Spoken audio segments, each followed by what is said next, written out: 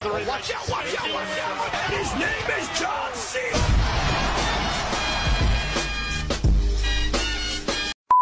John Cena, nama yang tak asing lagi bagi para penggemar WWE. Selama bertahun-tahun, ia dikenal sebagai wajah utama gulat profesional. Seorang juara yang tak tergoyahkan dengan slogan khasnya, Hustle, Loyalty, Respect.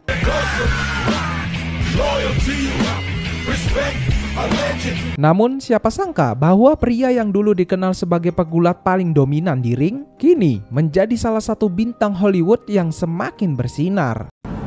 早上好，中国！现在我有冰淇淋，我很喜欢冰淇淋，但是速度与激情就比冰淇淋，速度与激情就我最喜欢。 Banyak pegulat yang mencoba peruntungan di dunia akting, tetapi hanya sedikit yang benar-benar sukses dan bisa membuktikan diri sebagai aktor serba bisa. Beberapa hanya berakhir sebagai bintang film laga dengan peran yang monoton. Sementara yang lain kesulitan keluar dari bayang-bayang dunia gulat. Tapi John Cena, ia memilih jalur yang berbeda. Millennials. Dirinya tidak hanya mengandalkan tubuh besar dan wajah sangar untuk mendapatkan peran, tetapi juga berani mengeksplorasi berbagai genre film dari aksi hingga komedi. Awalnya banyak yang meragukan kemampuannya sebagai aktor karena Cena dianggap hanya akan mengikuti jejak pegulat lain yang sekedar mampir ke dunia Hollywood tanpa benar-benar menunjukkan kualitas akting yang menonjol. Namun, ia justru membalikkan ekspektasi. Dengan keberaniannya untuk tampil di film-film yang tidak selalu mengandalkan fisik semata dan kemampuannya dalam membangun karakter yang unik, Cena mulai mendapatkan tempat di industri perfilman. Oke, sebelum kita membahas lebih dalam tentang bagaimana John Cena menemukan jalannya di Hollywood, mari kita melihat kembali perjalanan karirnya dari awal.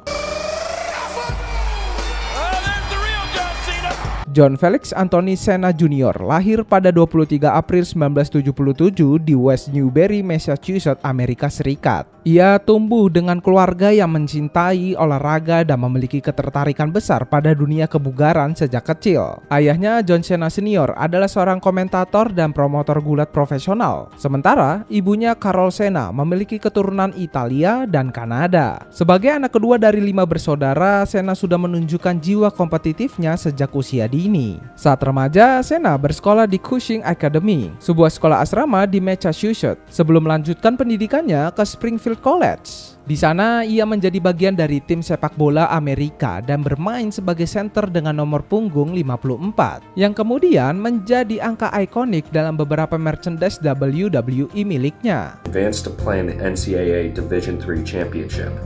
At season's end, the accolades rolled in for the senior as he was named a Hewlett-Packard Division III First Team All-American. Minatnya terhadap kebugaran semakin berkembang selama masa kuliah, yang mendorongnya untuk mengambil jurusan fisiologi latihan. Setelah lulus, ia pindah ke California untuk mengejar karir di dunia kebugaran dan bekerja sebagai personal trainer. Namun, di tengah kesibukannya di industri kebugaran, Cena mulai tertarik dengan dunia gulat profesional. Pada tahun 1999, ia mendaftar ke Ultimate Pro Wrestling, sebuah promosi gulat independen di California yang menjadi tempat latihan bagi calon pegulat. Di sana, Cena tampil dengan nama panggung The Prototype, sebuah karakter setengah manusia, setengah robot yang mencerminkan fisiknya yang mengesankan dan gaya promosinya yang kaku namun unik. Oh, there he is! 260 pounds, Prototype!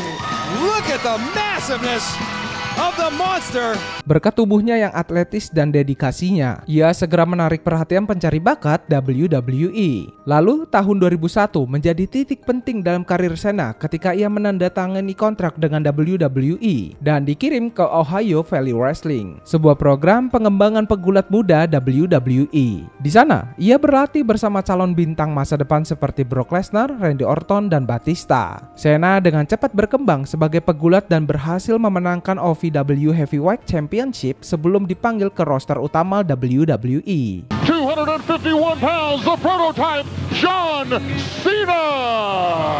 Kemudian, pada 27 Juni 2002, Cena melakukan debutnya di WWE dalam episode SmackDown. Dengan penuh percaya diri, ia menyatakan bahwa ia memiliki ruthless aggression. Tetapi meskipun menunjukkan performa yang mengesankan, ia tetap kalah dalam pertandingan tersebut. Namun, debutnya menarik perhatian banyak orang dan WWE mulai memberikan lebih banyak peluang kepadanya. Awalnya, Cena kesulitan menemukan karakter yang benar-benar cocok dengannya. Namun pada tahun 2003 segalanya berubah ketika ia mulai mengembangkan pesona Doctor of Thuganomics. Dengan karakter ini, Cena mengadopsi gaya hip hop mengenakan rantai emas besar, topi terbalik, dan sering melakukan freestyle rap sebelum bertanding. Karakter ini berhasil membuatnya menonjol dan popularitasnya pun meroket. Ia mulai terlibat dalam perseteruan besar dengan nama-nama top WWE dan memenangkan gelar Amerika Serikat sebelum akhirnya memasuki jalur utama untuk merebut kejuaraan dunia. Puncak karir Cena di WWE datang pada tahun 2005 ketika ia memenangkan WWE Championship untuk pertama kalinya dengan mengalahkan JBL di WrestleMania 21. Kemenangan ini menandai transisi Cena menjadi wajah utama WWE. Selama lebih dari 1 dekade, ia mendominasi industri gulat, memenangkan total 16 gelar juara dunia, menyamai rekor Ric Flair. Dengan slogannya yang ikonik seperti Never Give Up dan Hustle, Loyalty, Respect, Cena menjadi idola bagi anak-anak dan penggemar WWE di seluruh dunia. Ladies and gentlemen, John Cena! John Cena! Namun seiring waktu, Cena mulai mempertimbangkan untuk memperluas karirnya di luar dunia gulat. Ia mulai mendapatkan tawaran untuk berakting dengan mencoba peruntungannya di dunia perfilman. Dan film pertamanya, The Marine tahun 2006, diproduksi langsung oleh WWE Studio. Mereka berusaha menampilkan Cena sebagai bintang laga ala Hollywood. Ya, meskipun film tersebut kurang mendapatkan respon positif dari kritikus, WWE tetap mendorong Cena untuk terlibat dalam lebih banyak proyek film. Namun saat itu, ia masih lebih fokus pada karirnya di WWE. Tapi dalam beberapa tahun berikutnya, Cena mulai mengurangi jadwalnya di WWE untuk memberi ruang bagi karir aktingnya. Ia tampil dalam beberapa film aksi lainnya seperti 12 Round tahun 2009 dan Legendary tahun 2010.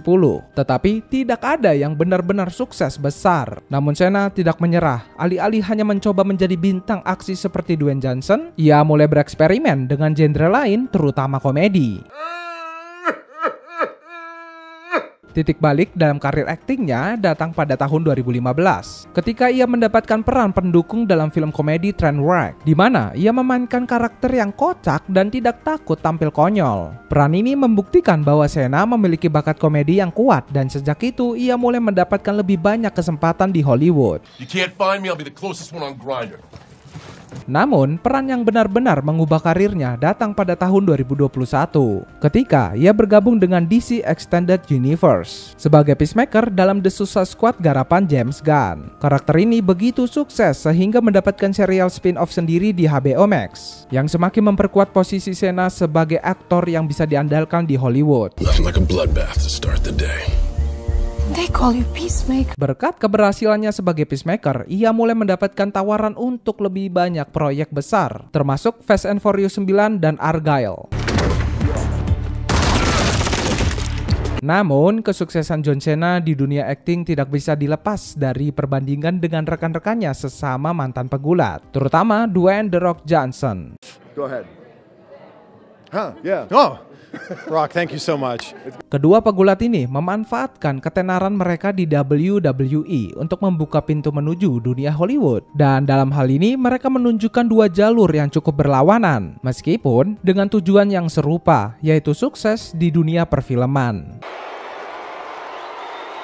Sebagai aktor, Cena tidak hanya terjebak dalam peran-peran yang menggambarkan dirinya sebagai sosok kuat atau pahlawan seperti yang banyak dilakukan oleh mantan pegulat lainnya, karena dia berani menjajal berbagai genre. Bahkan dengan peran-peran yang tidak selalu membuatnya terlihat sempurna, Cena memilih untuk memanfaatkan timing komedi yang dimilikinya, yang mulai terlihat di beberapa film komedi mainstream. Namun, Cena juga menunjukkan kemampuan untuk memainkan karakter yang lebih serius. Perannya sebagai Agent Burns dalam Bumblebee adalah contoh sempurna dari kemampuannya untuk memainkan karakter yang lebih berlapis dan kompleks.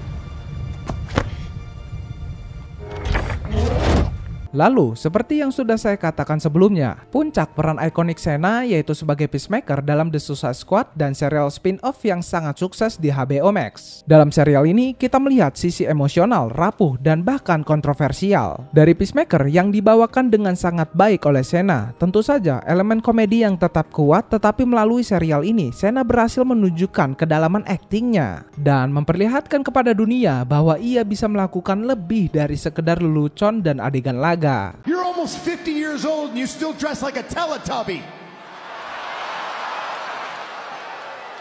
Point taken. Tapi sebenarnya yang menarik dari perjalanan karir John Cena adalah kenyataan bahwa ia selalu berani keluar dari zona nyamannya. Jika Dwayne Johnson sering kali memilih untuk tetap berada dalam dunia film aksi yang lebih besar, lebih komersial, tapi Cena memilih untuk menyelami berbagai genre dan karakter yang lebih beragam. Ya, meskipun kedua aktor ini memiliki basis penggemar yang besar dan pengaruh yang kuat di industri film, perbedaan dalam pemilihan peran dan pendekatan mereka terhadap karir menunjukkan dua jalur yang sangat berbeda. Cena tampaknya lebih fleksibel dalam memilih proyek dan tidak ragu untuk berkolaborasi dengan sutradara-sutradara ternama yang dapat membantunya berkembang lebih jauh, sementara Johnson terkadang terjebak dalam formula film besar yang sudah teruji. Jadi, apakah John Cena akan terus berkembang sebagai aktor serba bisa, ataukah ia akan menemui jalan buntu dalam mencari peran-peran baru yang menantang? Tapi yang jelas, John Cena telah membuktikan bahwa ia bukan hanya seorang pegulat yang mencoba peruntungan di Hollywood, melainkan seseorang entertainer sejati yang tahu bagaimana memainkan beragam peran.